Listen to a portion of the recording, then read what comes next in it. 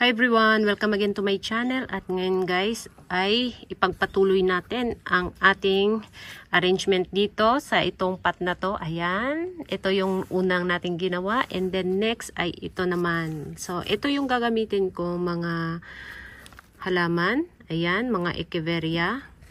Tapos lagyan natin dito ng kasi yung butas niya, dalawa lang yung butas. So, kung ilagay natin yung lupa diretso, yung butas ay matabunan ng lupa. So, hindi siya maganda. Pag nagdilig tayo, hindi makalabas ng maayos yung tubig. So, lagyan natin ng maraming pamis. Itong pamis na to guys ay large size. Ayan, malaking pamis yung nilagay natin. So, dadamihan natin. Ayan. Tapos, ito, lupa. Ayan, itong lupa. So, ayan, ganyan lang guys.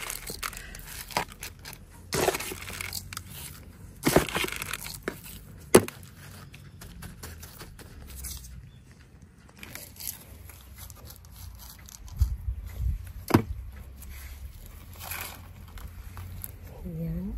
So, ito, dito sa, dito banda. Ayan, ganyan lang kadali guys. Ayan. Mabilisan lang tong aking mga arrangement. Hindi naman talaga complicated yung aking arrangement. Ayan, dry na dry. Hindi ko kasi ito diniligan ng mga ilang araw kasi gawin ko siyang arrangement. So, mas maganda kung tuyo siya. Ayan.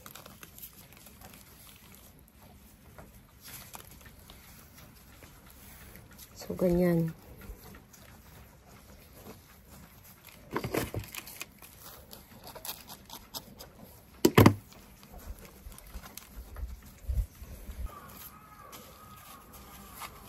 Ayan. Ito si Amabel. Napaka-chubby-chubby. Ayan. Ayan. Napaka-chubby guys, no?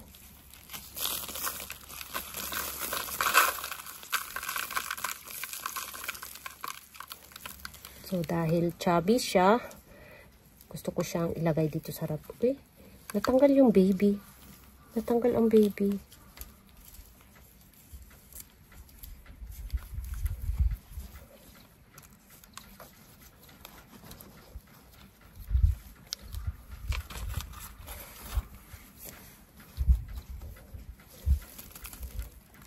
Yan.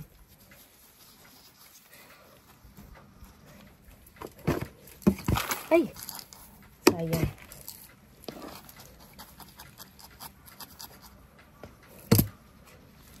So, yung baby guys, isingit natin dito sa gilid. Ayan. Isingit natin si baby dyan. Oh, ayan. Ang dami niyang baby. Maliit na baby sa ilalim guys.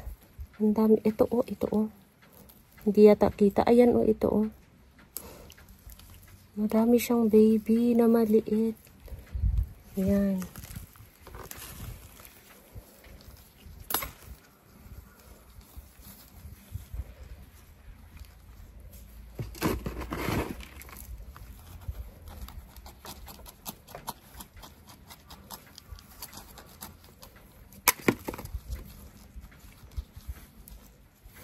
Ayan, parang nakatago yata. Baliktarin kaya natin. Ito na lang siya sa harap. Ayan, baliktarin na lang natin.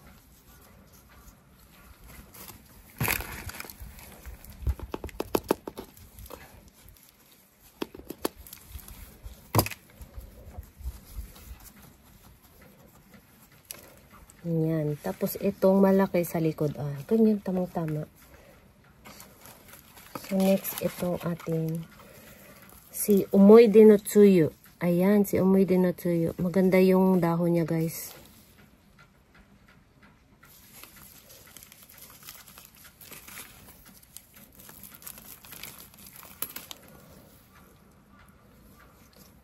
So, dito siya sa likod banda. Ayan, sa likod banda.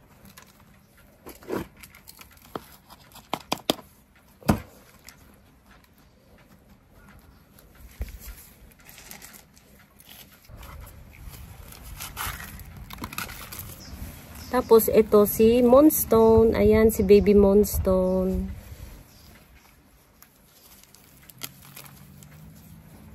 Dito natin ilagay sa harap.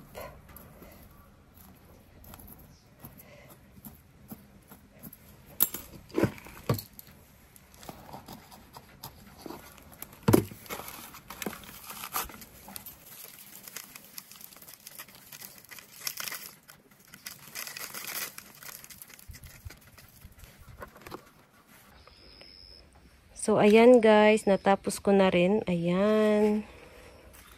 Ganito na yung hitsura nila. So, isa to sa aking bucket list na gumawa ng ganitong arrangement. Ayan. So, halos lahat ng naipropagate ko last year na mga echeveria ay ginawa ko ng mga arrangement ngayon. So, ang natira na lang ay yung medyo maliit pa. Ganito kaliit. Ayan, ganito. So, pinapalaki ko muna.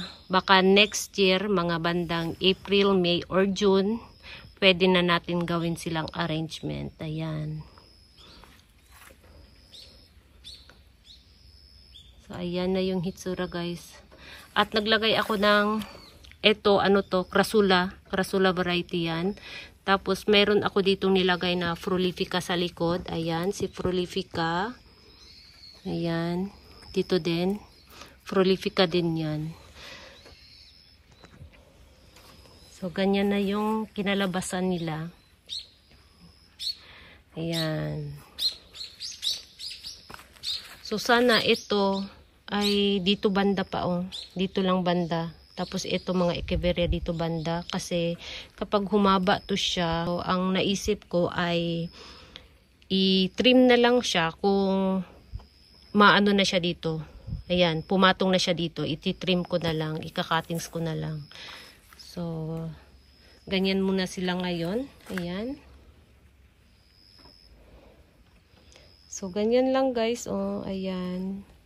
So, thank you so much for watching. And thank you din sa mga nice comment.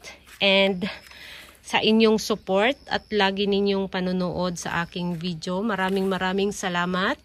At huwag ninyong kalimutang mag-like at mag-share.